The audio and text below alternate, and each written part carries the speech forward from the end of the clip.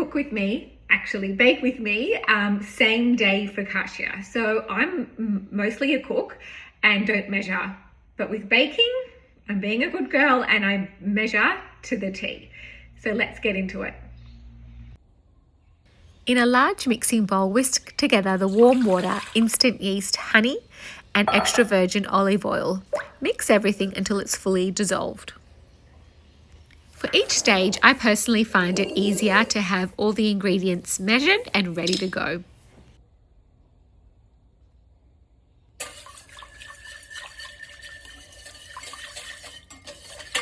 I've added all the wet ingredients, so now I'm just giving it a really good stir before I add the bread flour and the salt. Now I'm adding 500 grams of white bread flour, 10 grams of fine sea salt, and I add it to the wet ingredients and give it a really good stir.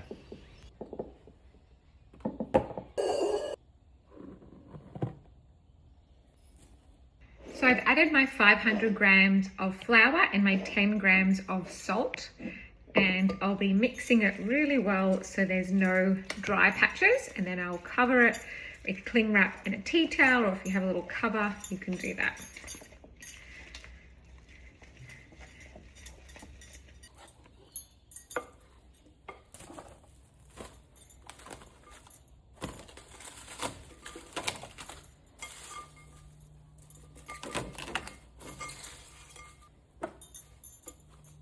So our 15 minutes is up and we are going to do our first stretch and fold of the dough.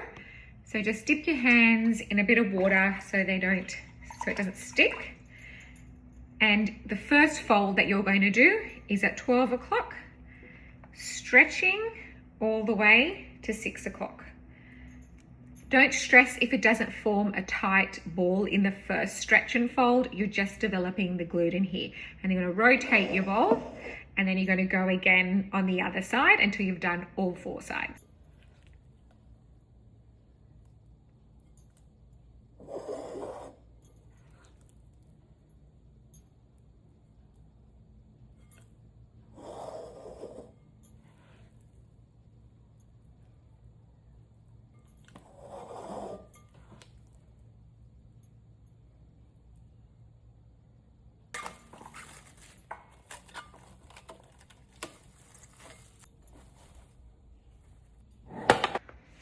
This is our final second and final stretch and sweep.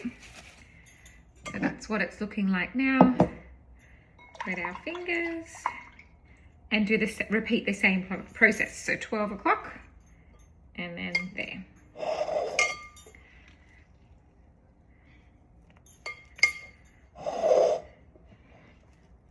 You'll find that it's much easier the second time round to do it.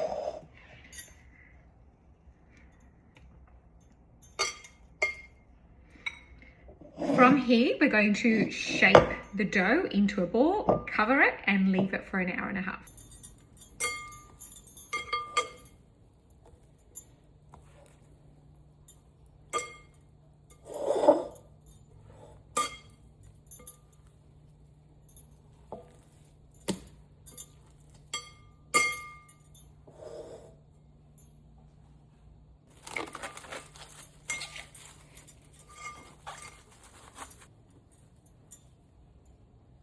Alexa, put a 1.5 hour focaccia timer.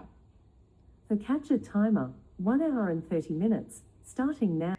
Okay, so this has been resting for between an hour, just over an hour. As you can see, it's puffed up and it's nice and jiggly. How satisfying is that? So you get a baking tray.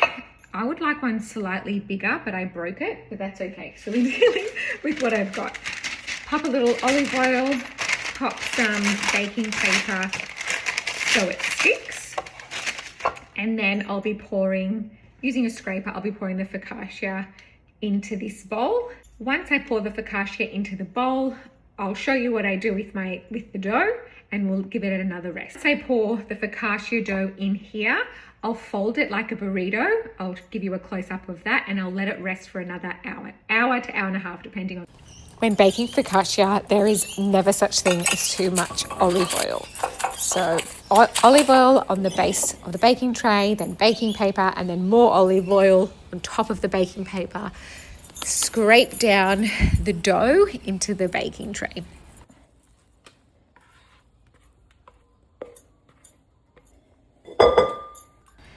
Again, more olive oil. Pop some olive oil on your fingers because now we're going to fold the dough either like a burrito or a letter. So pop your hand sort of halfway underneath the dough and stretch it up and fold it to the middle.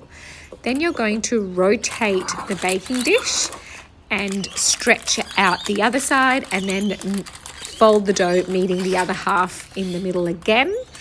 This next bit is a bit can be messy or can be okay, but my tray was a little smaller than it should be, so it was a bit tricky. So you're going to flip over the dough so the seam is down the middle. It wouldn't have been so tricky for me if I hadn't broken my correct size baking dish, but that's okay, the show must go on.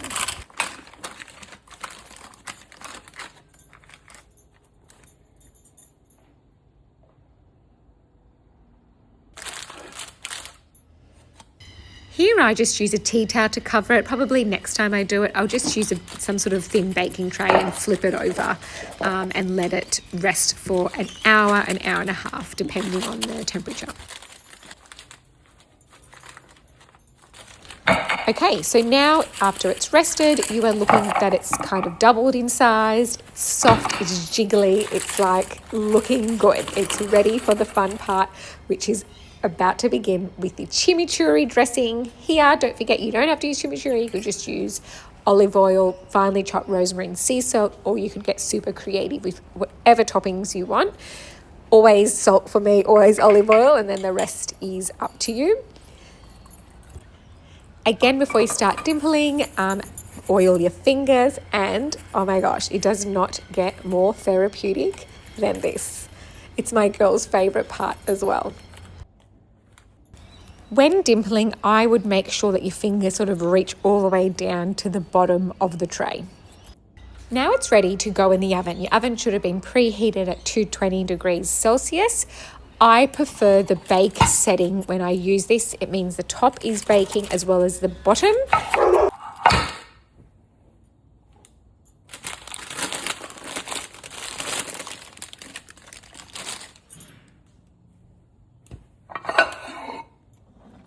Pop it on a cooling rack, let it cool before slicing, and oh my goodness, there is nothing better than the smell of freshly baked bread coming out of the oven.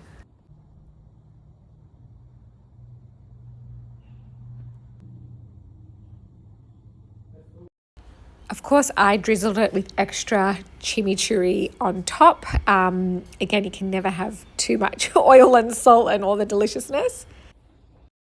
Okay, this has come out of the oven. I've let it cool for 20 minutes or so. Again, mine's bigger because I broke the correct size baking tray, but doesn't matter. Now let's get into it. My mouth is watering.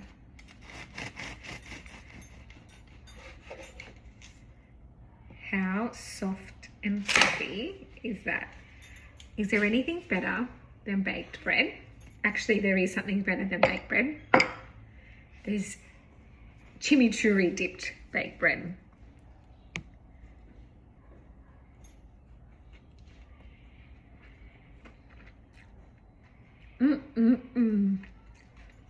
That is pretty damn epic. And I'm not a baker, so if I can get this recipe right, you can too.